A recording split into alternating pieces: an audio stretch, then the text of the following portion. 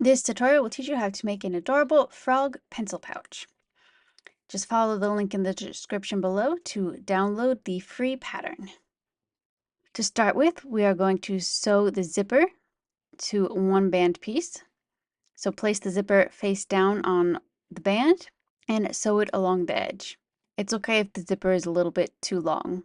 And then you're going to press the zipper away from the band.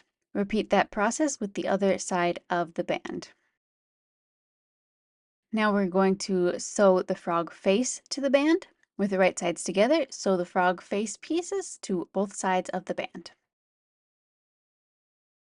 Next, you want to sew the pupil to the eye. Place the pupil at the center of the eye and stitch it in place around the perimeter.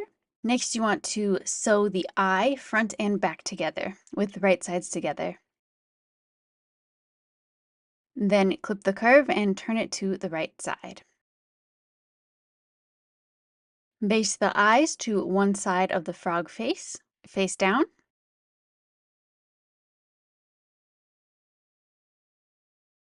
Then fold the zipper pouch in half and sew.